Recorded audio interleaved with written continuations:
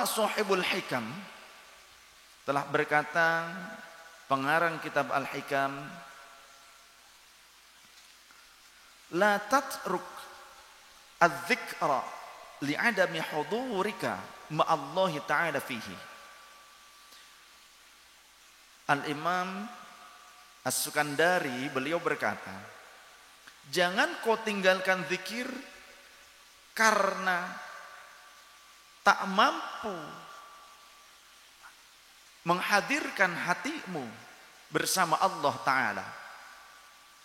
Jangan kau tinggalkan zikir karena dirimu tak mampu menghadirkan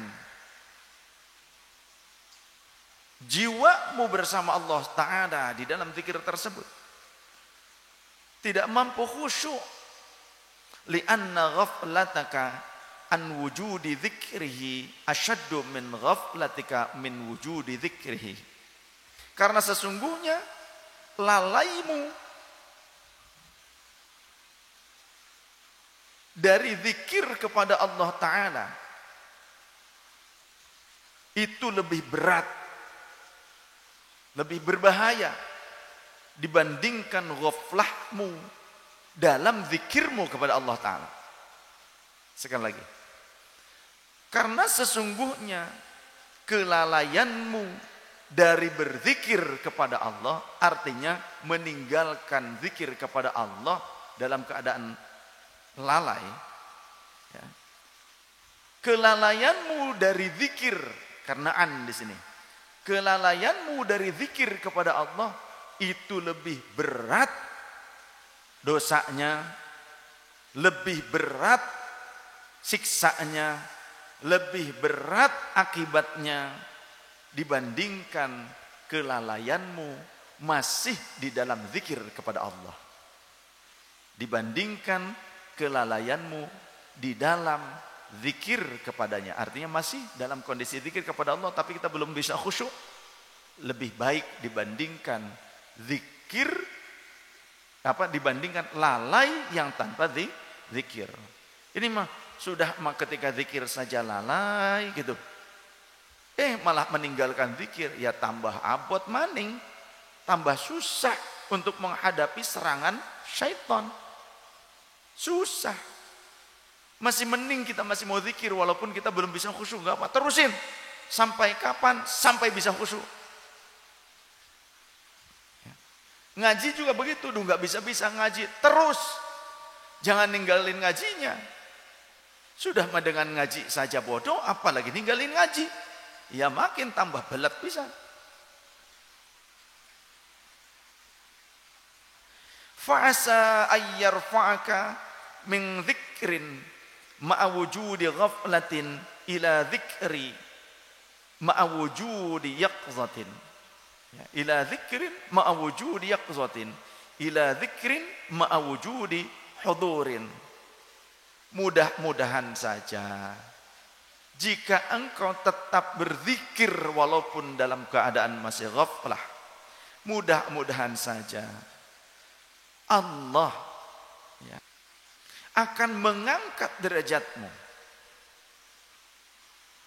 Fasa ayyarfa'aka man dzukira ma'a wujudi ghaflatin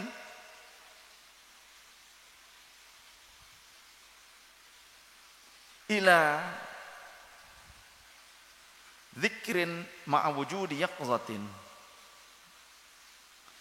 Fa'asa ayyarfa'aka min dzikrin ma'a wujudi ghaflatin ila dzikrin ma'a wujudi yaqzatin ila dzikrin ma'a wujudi hudurin. Semoga saja Allah akan mengangkatmu pada zikir atau menjadi berarti bukan Allah di sini, zikirnya ya. Semoga saja zikirmu bisa mengangkatmu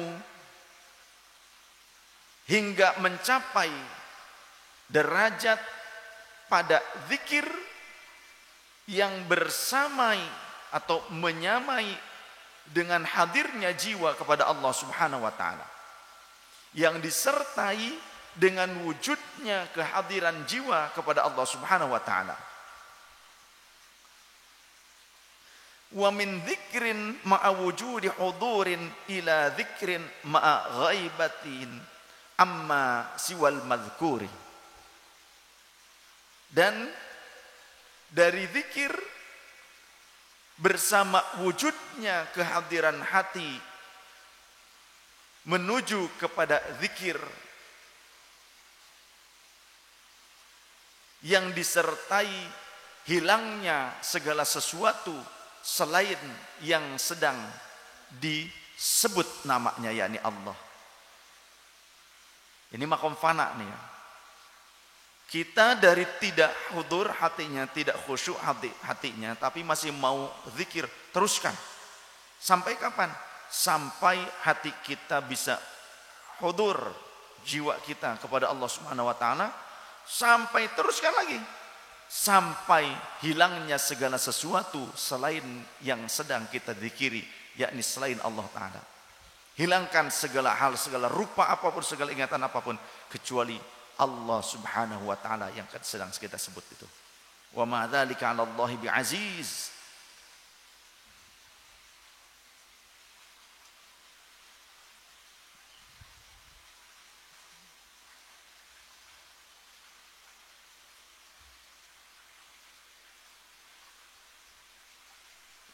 Wa ajma'al qawmu 'ala anna dzikra miftahul ghaibi.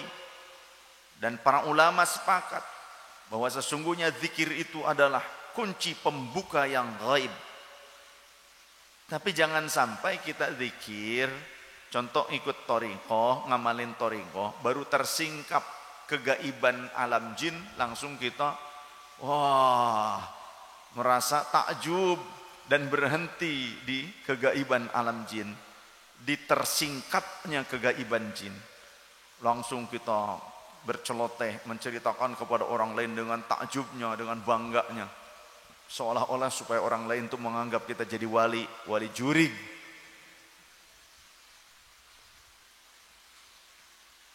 Tujuan kita berthariqah bukan berhenti di alam jin, bukan supaya takjub dengan alam jin, belum seberapa itu. Nanti kalau naik lagi ke alam malakut, alam jabarut, lebih indah lagi, lebih aneh lagi. Jangan berhenti. Itu masih alam.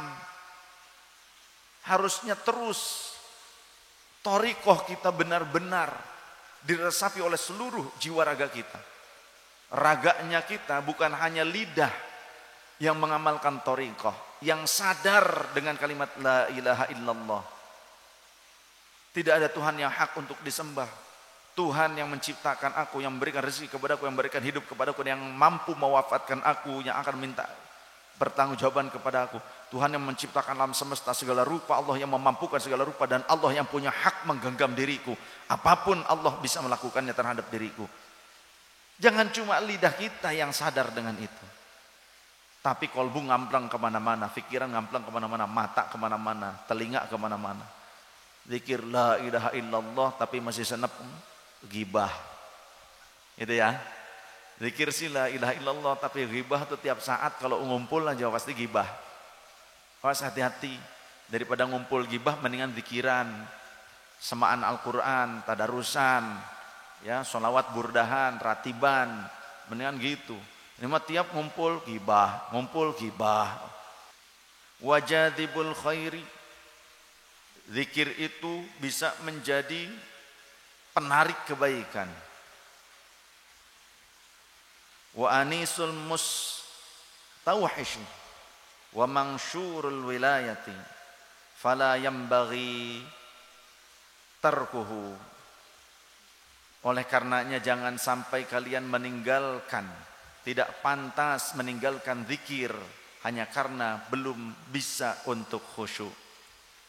Walau ma'al ghaflati, walaupun kalian masih ghaflah, jangan tinggalkan zikir tersebut. Walau lam yakun min syarafidz dzikri illa annahu la yutawaqqatu biwaqtin lakana dzalika kifayatun fi syarafihi. Qala ta'ala alladzina yadhkuruna Allaha qiyaman wa qu'udan wa 'ala junubihim. Dan sesungguhnya dalam sehari semalam itu, sesungguhnya menurut para ulama, kita itu harus ada satu waktu minimal. Ya. Kalau kita tak mampu seluruh waktu untuk bisa bersama Allah, zikir bersama, ya. Artinya kalbu kita senantiasa terpaut kepada Allah, zikir kepada Allah, ingat kepada Allah. Kalau tak mampu dalam 24 jam itu, setidaknya ada bagian-bagian tertentu yang kita gunakan dari waktu-waktu tersebut untuk berzikir kepada Allah Subhanahu wa taala. Maka dengan kemuliaan zikir tersebut, maka seluruh waktu yang 24 jam itu akan menjadi mulia bagi orang tersebut, karena dalam 24 jam ada waktu-waktu tertentu yang digunakannya untuk berzikir kepada Allah, maka seluruh waktu itu akan menjadi mulia, akan dibuat mulia oleh Allah kepada orang tersebut. Berzikirlah kalau mampu setiap saat. Sebagaimana Allah berfirman, alladzina yadhkurunallaha qiyaman wa qu'udan wa 'ala junubihim. Orang-orang yang berzikir kepada Allah dalam keadaan sambil berdiri, wa qu'udan sambil duduk, kemudian sambil tiduran. Andai pun kita dalam kondisi memang lelah, sambil tiduran zikir, enggak apa-apa, sambil tiduran zikir. Jangan ninggalin zikir.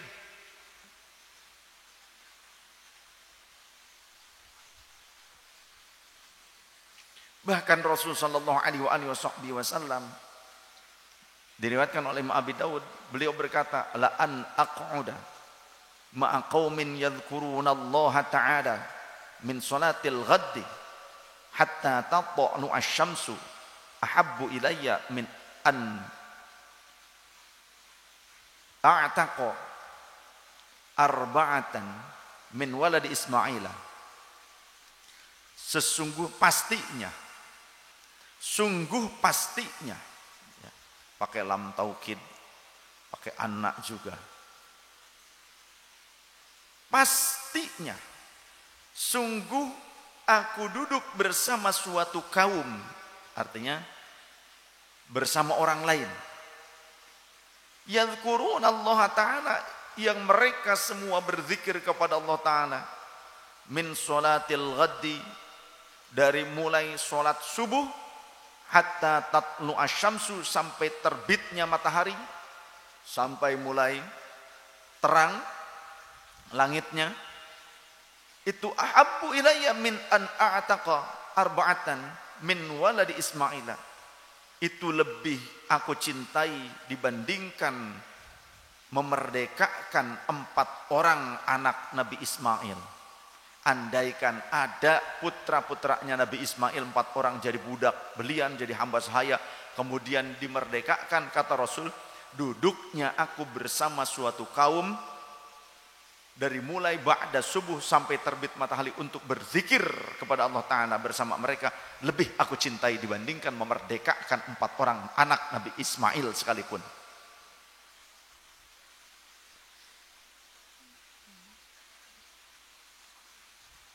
Wala an aq'uda ma'a qaumin yadhkurunallaha ta'ala min sholatil asri la an taghruba syamsu ahabbu ilayya min an a'taqa arba'atan. Dan sungguh pastinya duduknya aku bersama suatu kaum yang mereka berzikir seluruhnya kepada Allah Ta'ala, dari mulai sholat asar, ba'da sholat asar sampai terbenamnya matahari, yakni waktu maghrib, itu lebih aku cintai dibandingkan aku memerdekakan 4 orang hamba sahaya yang dimaksud dari kalangan anak Nabi Ismail sekalipun. Al-Hadits. Jadi jangan pernah kita malas untuk sampai ke majelis zikir, majelis thariqah seperti ini. Ya.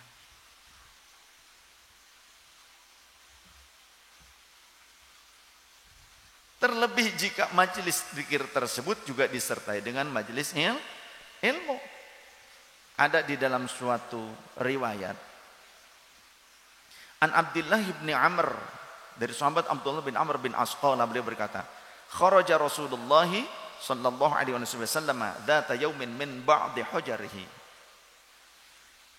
Baginda Rasul sallallahu alaihi wasallam keluar dari rumahnya di suatu hari dari salah satu rumah istrinya. Fadakhalal masjidah, kemudian beliau memasuki masjid. Fa idzan huwa bihalqataini, ternyata beliau menyaksikan ada dua kelompok manusia yang sedang berkumpul di dalam masjid. Ada dua kelompok orang yang berkumpul di dalam masjid. Ihdahuma, salah satunya yaqra'unal Qur'ana wa yad'unallaha. Salah satu kelompok sedang membaca Al-Qur'an bersama-sama, rame-rame membaca Al-Qur'an dan berdoa bersama kepada Allah taala. Wal ukhra, sedangkan yang lainnya yata'allamuna wa yu'allimuna, sedang ada proses belajar mengajar, ngaji, sedang ngaji. Faqala an-nabiyyu sallallahu alaihi wasallam, faqala an-nabiyyu sallallahu alaihi wasallam, maka baginda Rasul berkata, kullun ala khairin, semuanya sedang berada dalam kebaikan.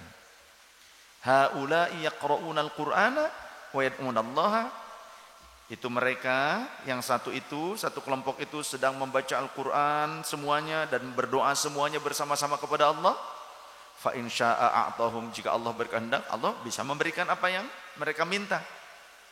Wa in syaa'a man'ahum, tapi jika Allah tidak berkehendak, Allah tidak akan memberikan. Jika Allah berkehendak lain, maksudnya Allah tidak akan memberikan permintaan mereka.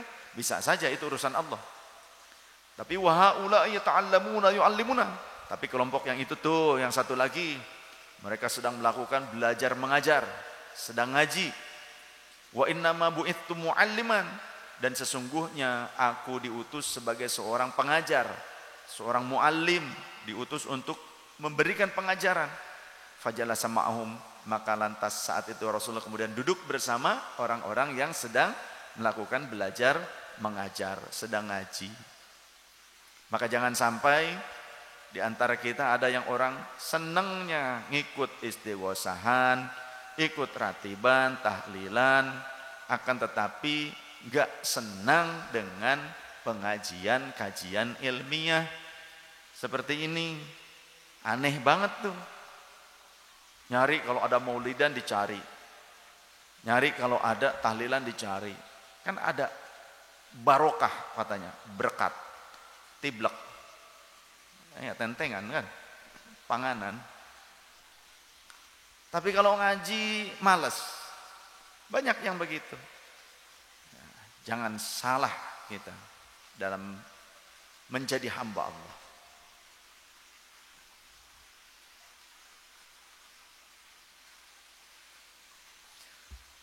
Jangan lupa ketika kita sudah menjadi seorang murid yang oleh Allah dikehendaki untuk menjadi baik. May yuridillahu bihi khairan yufaqihu fid din. Siapa yang Allah berkehendak kepada seorang hamba untuk menjadi baik, maka Allah akan memfaqihkan dia dalam agama. Maka kemudian dia datang kepada mursyid, kepada guru mursyid, tujuannya ingin belajar, ingin mendapatkan bimbingan yang bersanad, ingin mengetahui apa sih hal yang dicintai Allah dan apa yang dibenci oleh Allah. Dia berupaya untuk meraih cintanya Allah, maka berarti ada chemistry. Allah menghendaki dia baik karena dia juga punya upaya untuk mencari keridhaan dan cintanya Allah, mengerti apa yang dicintai Allah. Maka inilah murid. Jadi murid itu memang orang yang istimewa. Murid itu orang yang istimewa, bukan ujug-ujug orang yang tidak ada upaya. Seorang murid, dia adalah orang yang berupaya. Salaka, melakukan suatu perjalanan, suatu proses, walaupun susah payah. Man salaka, judulnya kan gitu kata Rasulullah, kalimatnya juga. Thoriqon yaltamisu fihi ilman. Siapa orang melakukan perjalanan, proses untuk mendapatkan ilmu, mencari ilmu, sahalallahu lahu thoriqon ilal jannah. Allah akan mempermudah dia menuju jalan-jalan surgawi. Ya harus mau datang. Jika ada orang yang ternyata mau ngaji tapi males, kita lah yang punya tugas. Yuk ajak mereka, ringankan langkah mereka menuju majelis kita. Bagaimana caranya? Kita punya kendaraan, ada teman-teman kita, tangga kita, ajak ngaji, yuk ngaji. Aduh nggak ada kendaraan, ya yuk ikut bareng dengan saya, rombongan yuk bareng gitu. Mudah-mudahan kita termasuk ke dalam kelompok orang-orang yang menjadi wasilah terbukanya kebaikan. Sehingga an Anas bin Malik qala, diriwayatkan dari sahabat Anas bin Malik radhiyallahu anhu, beliau berkata, qala Rasulullah sallallahu alaihi wasallam, baginda Rasul bersabda, inna minan nasi mafatihan lil khairi, sesungguhnya ada di antara manusia yang dijadikan oleh Allah menjadi pembuka kebaikan. Tuh.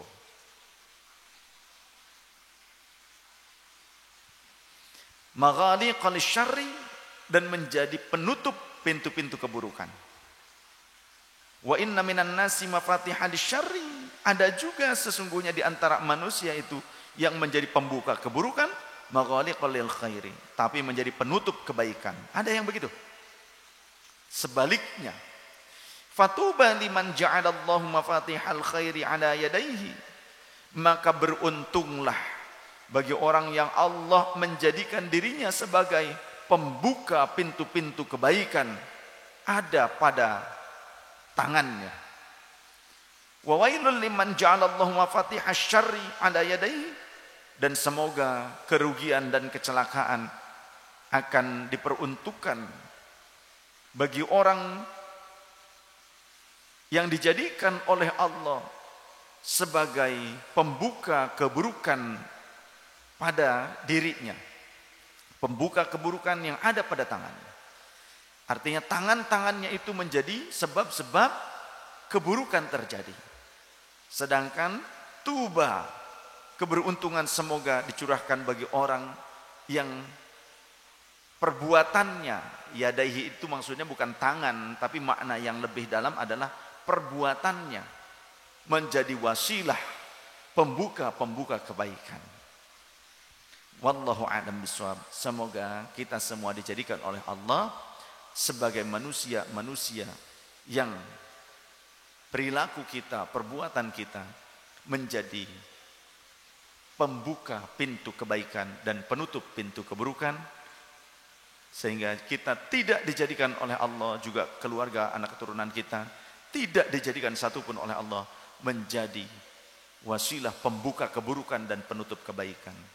Semoga Allah mengistiqomahkan kita. Wallahu a'lam bishawab. Hadanallahu wa iyyakum. Subhanakallahumma wa bihamdika asyhadu an la ilaha illa anta astaghfiruka wa atubu ilaik.